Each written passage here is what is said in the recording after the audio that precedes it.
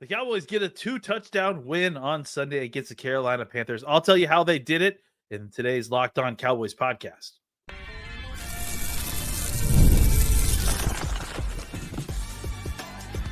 You are Locked On Cowboys, your daily Dallas Cowboys podcast. Part of the Locked On Podcast Network, your team every day. Welcome to the Locked On Cowboys podcast. I am your host, Landon McCool. Thanks for making the Locked On Cowboys podcast your first listen every day, part of the Locked On Podcast Network, your team every day. You can start the season with a big return on FanDuel. New customers can place a $5 bet and get started with $150 in bonus bets. If you win your first $5 bet, visit FanDuel.com to get started. We are here on a Victory Monday, but unfortunately we are without Marcus, who is out today. But that just leaves me with more time to talk about this Dallas defensive performance, and I'm excited to discuss it. That's the first thing we're going to mention today in the show is because, frankly, it was the key aspect of the game that really drove the Cowboys to victory. The Cowboys offense really struggled early on in this game.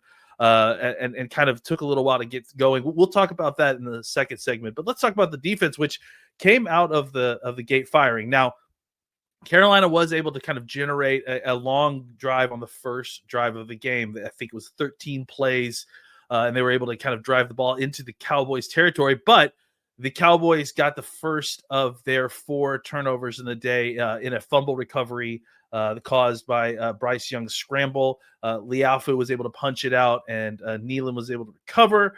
And that really kind of set the tone for a lot of what happened on Sunday with the Carolina Panthers. That was maybe their best drive of the game as far as a complete drive. They obviously had that touchdown before the end of the half. We'll discuss that a little bit later. But overall, the Dallas Cowboys defense was dominant and was able to kind of completely control the game, whether it was in the running game or anytime that Bryce Young had to drop back to pass, he was under duress.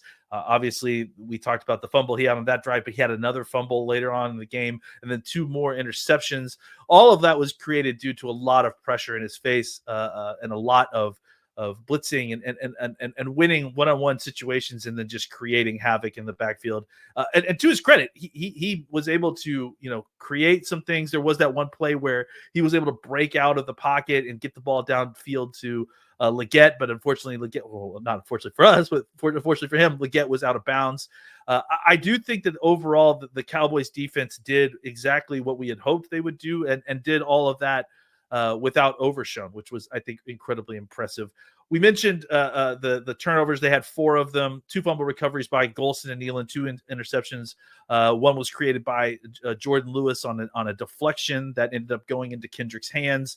And then another one later in the game as they were trying to throw the ball down the field. Izzy McQuamu stepped in front of a post route and picked that off. And that was pretty much the end of the game. Let's look at the drive summary, though, because this is always an interesting way of kind of getting insight into exactly how an offense is doing on the game basis, right? So here are the Cowboys defensive drive. So this is a more clear way to put this would be, this is the Carolina offensive drive chart. So starting from the first drive, they only had 1 drive in the entire first quarter. It was a 13-play, 67 drive that ended in a fumble, and then punt, interception, punt, touchdown, which was the long touchdown after the debacle at the end of the half, fumble, punt, touchdown, interception. So for the most part, the Cowboys were able to kind of dominate the Carolina Panthers and really, for the most part, kept them on their side of the ball. I mean, we have all of those after the fumble and that kind of that rash of drives that happened in the second and third quarter. The kind of punt, interception, punt, touchdown, fumble, punt. There wasn't a drive that lasted more than 5 plays. For the second and third quarter, they weren't able to sustain any drive that wasn't a 3 and out. We would count the touchdown at all. So the Cowboys defense was really getting after the Carolina Panthers, which isn't surprising. I think that the Carolina Panthers we knew was not going to be a kind of a dominant team, an offense that was going to be able to throw the ball all around the field. Bryce Young had been playing better football, certainly, but he certainly wasn't, to the point where this offense was a, top offense. And once the game became one-dimensional and they weren't really able to run the ball because of the score and because of their kind of just inability to move people off the line of scrimmage, it became really difficult for Carolina. They became even more one-dimensional. The Cowboys were able to unleash their blitz packages. Zimmer had a nice day of just sending all kinds of different guys. You saw Lewis coming. You saw obviously lots of Wilson coming. Donovan Wilson, I think worth mentioning, had a really, really good game, was very physical at the line of scrimmage. And as well as Leopold, we mentioned that Overshown wasn't able to play in this game. I think there were some concerns with how the linebacker play was going to be without him, because he really, frankly, it kind of established himself as probably the second best player on this defense. So we obviously had some faith in Leopold coming in and hopefully just not getting destroyed. But I think he came in and had a very, very positive game, obviously forcing a fumble, had several different tackles where he was flowing to the ball, just looked very natural and very useful. And I think he's a very different player than Overshown. They aren't the same sort of guys, but maybe you can still get an uptick in play, still very solid linebacker play with Leopold being in there. As opposed to Overshown. Outside of that, Micah Parsons obviously had 2 sacks himself, continues to be a dominant force since he's been back from his injury. Really a lifting tide, kind of raising all ships in a sort of situation with him.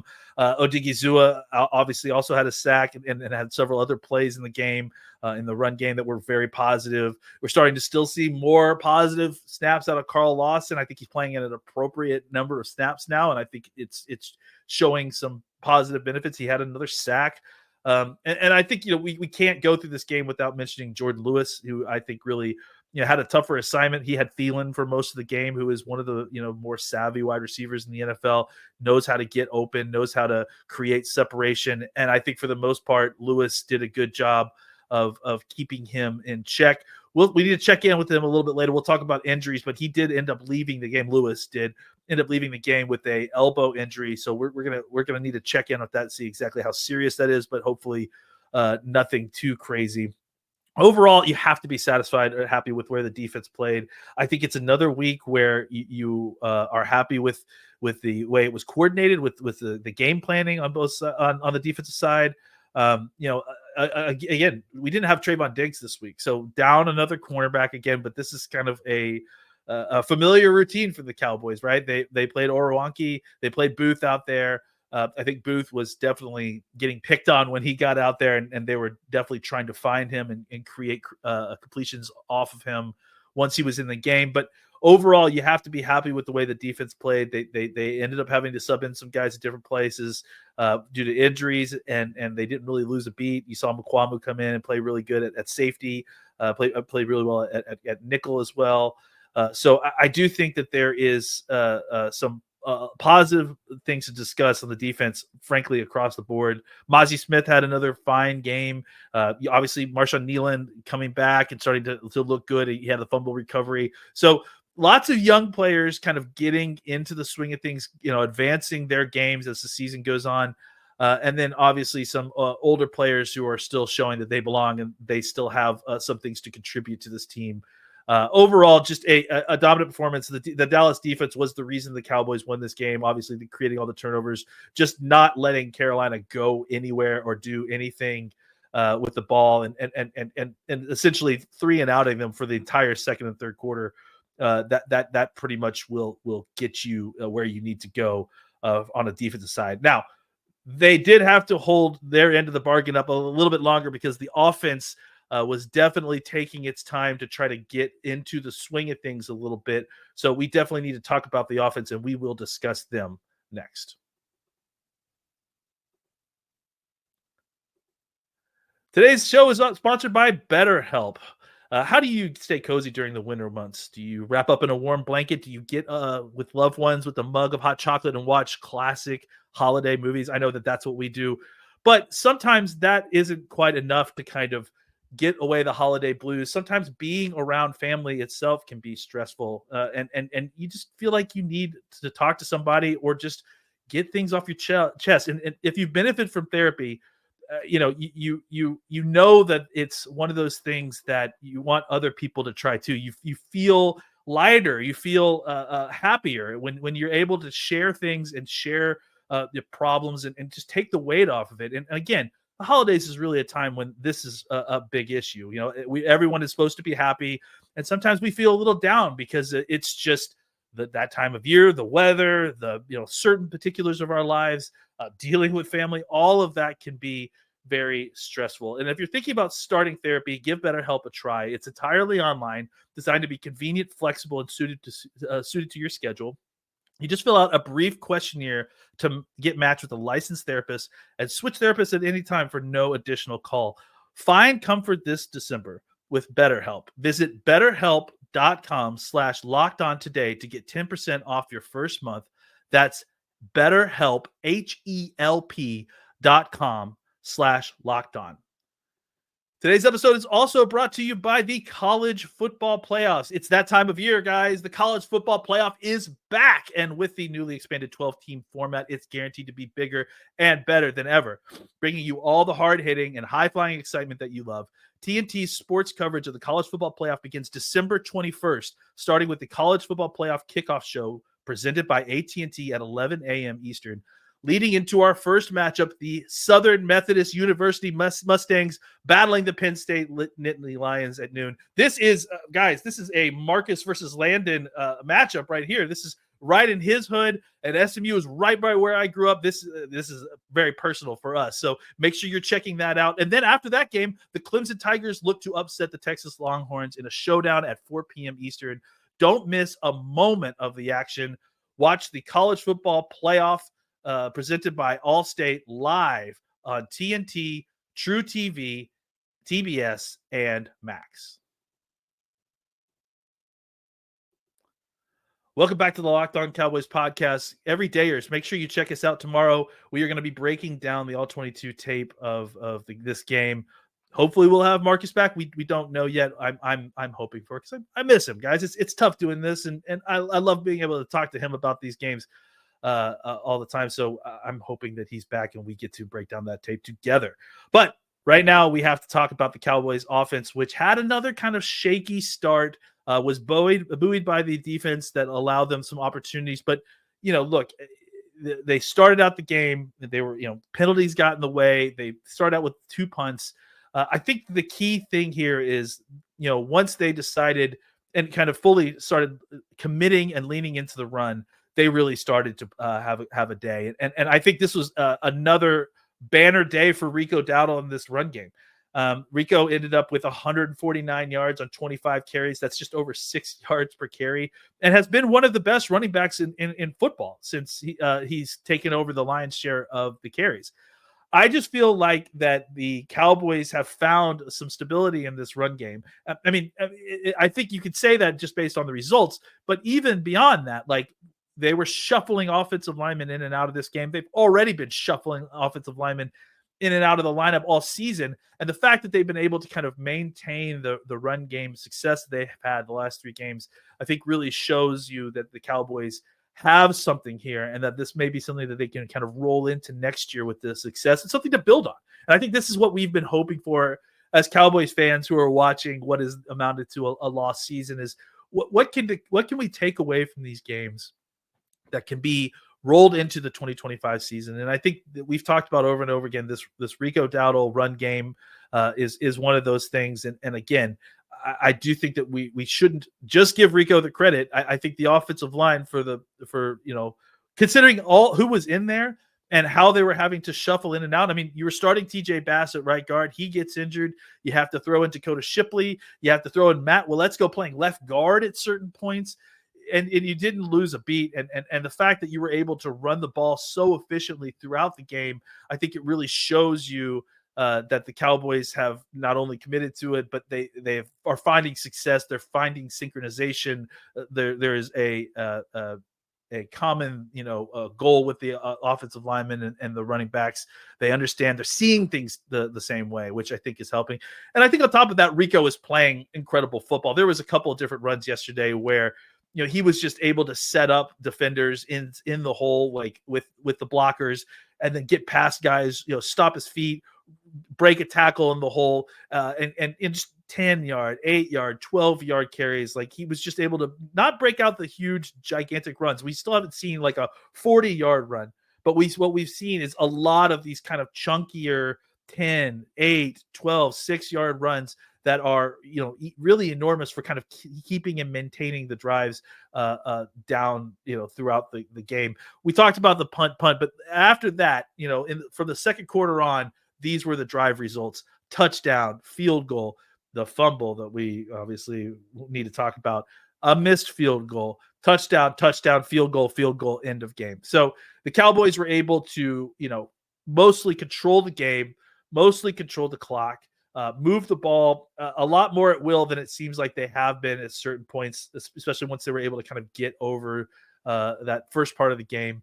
And like we mentioned, controlling the game through the run game. Obviously, Dowdle was a huge part of that. Turpin even was able to get in and get some actual real running back carries. Like he carried like on a power run to the outside and it picked up, I think, at least 2 first downs on just traditional runs, which is really great to see for a guy like Turpin. So, we're starting to see a little, and I think that was something we had a question about, if I'm not mistaken, in our mailbag this last week. So they are starting to see Turpin kind of be a little bit more of a weapon that you could put actually in the backfield and take handoffs.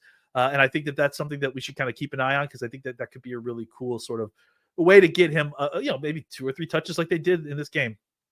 But we have to talk about Cooper Rush. Roller coaster Rush, as I'm calling him from now on at this point. Like it's ironic, right? Because you think Cooper Rush is like this really steady guy. He's a backup. He's a veteran. You think, steady Eddie type of situation. And for the most part, that is the case.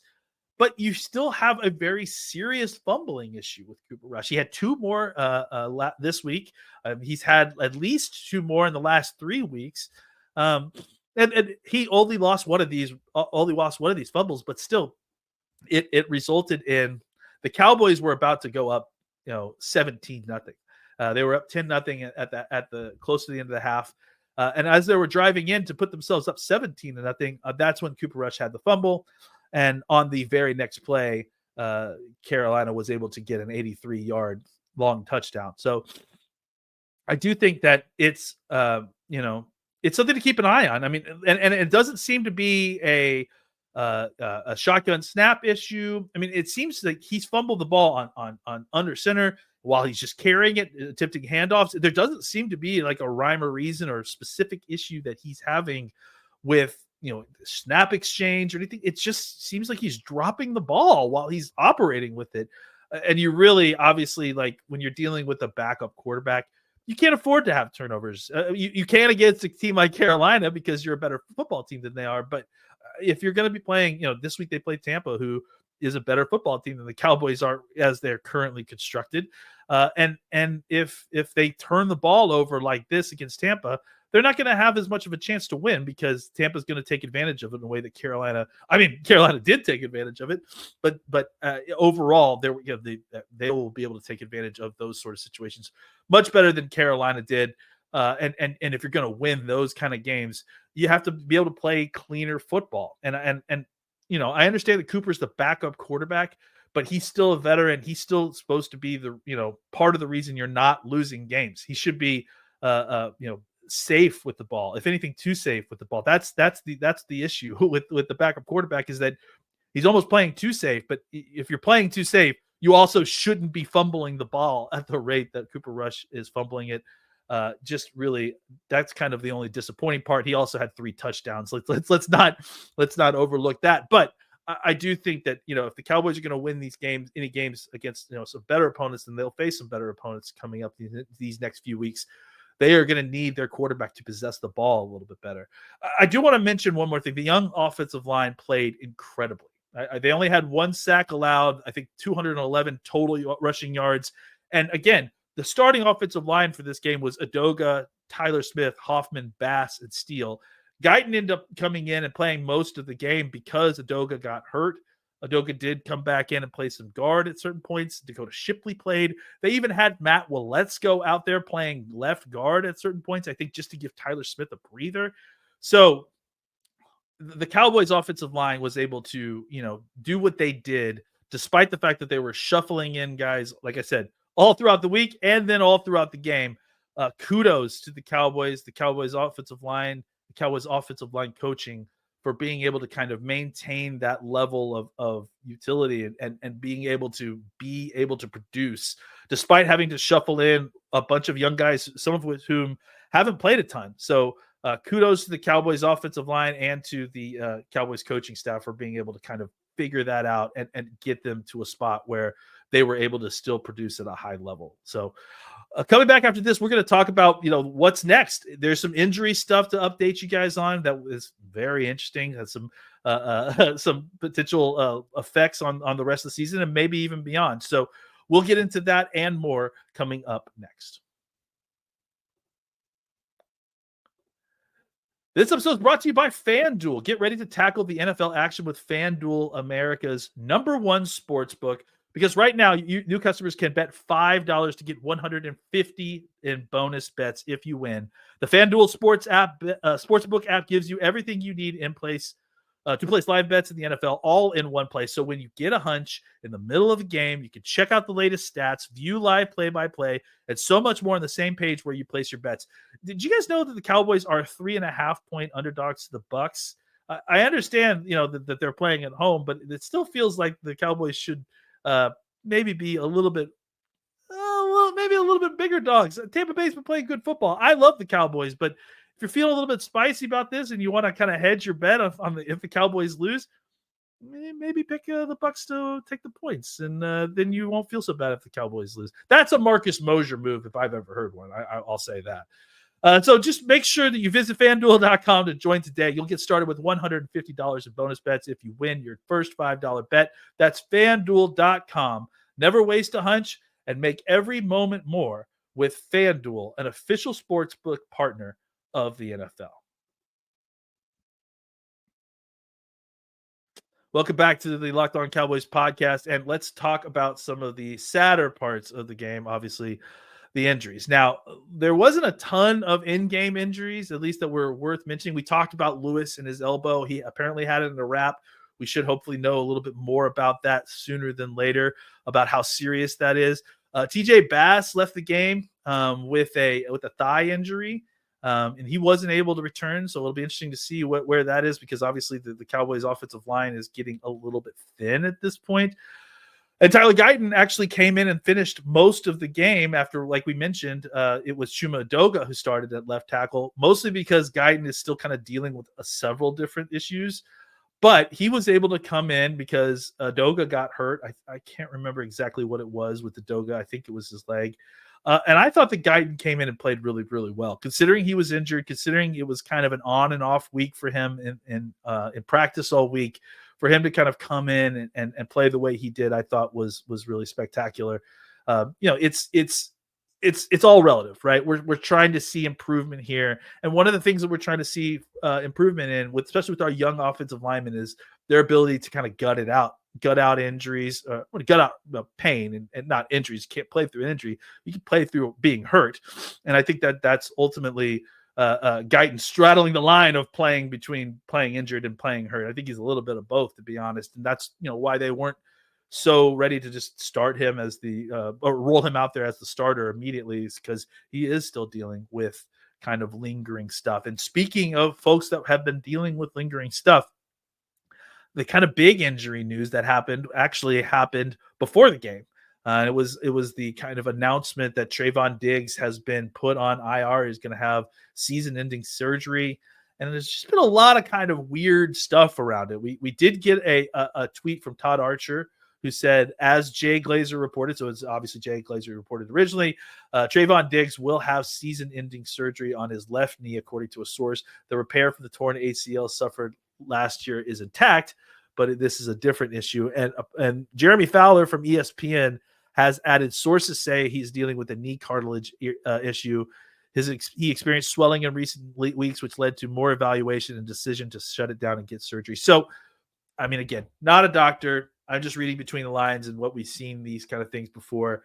This sounds like there needs to be, like, there's something kind of maybe loose particles in his knee that is causing, the swelling, which is causing discomfort. And that kind of explains a little bit, if we look back at the Treyvon Diggs injury report and him being in and out of the lineup and kind of just like him being back, but like and practicing, but not playing, a couple of these last few weeks and being a last minute scratch, I think it has everything to do with just the discomfort in his knee because of what's going on with this cartilage. And if there's something in there that he needs to get cleaned up, a little cleanup surgery, the recovery time for that is such that he wouldn't be able to make it back in time to play for the regular season. Now, the question is that what's going on here? Right? Like, is it just a matter of there's some loose particles and things are swelling and he needs to get a cleanup so it won't be so prohibitive for him? Or is it something more serious? I mean, is there a meniscus involved? Is there, any other kind of serious cartilage issue which could lead to potentially a microfracture? We don't know any of that stuff right now. It's all very preliminary. I would just generally caution saying that we shouldn't assume that just because this is season-ending surgery that it's like, major, like more than just a cleanup without word from them, right? Because we're so close to the end of the year, it does make some sense to kind of shut down your star corner if he's been having knee cartilage issues. This is sort of a lost season. You kind of want to see what you got in your younger guys anyways. Maybe it's time to start getting Kalen Carson back out there, get some more reps. But I do think that this is something to keep an eye on. There is obviously, like I mentioned, a path in which this is not a serious knee injury or a long-term injury. But I think that there is a chance that this could be something that is more than meets the eye. So it's just something to keep an eye on and see how it gets announced in the next coming days and weeks. And we got a big week this week. We played Tampa, and I think Tampa showed themselves as being one of the better teams in the NFL of these last few weeks. Had a really good game on Sunday, so the Cowboys are going to have a tough matchup against a team that is vying for a playoff spot right now and very much in the race. So there is going to be a lot to break down this week. Make sure you check us out throughout the week. Make sure you follow me on Twitter at McCoolBCB. I'm also on Blue Sky if you're on there at just McCool B Sky. I think if you can search that and find me. Make sure you follow Marcus at Marcus_Mosier as well. Join us tomorrow. We will break down the all 22 tape of this game. And until then, happy trails, everybody.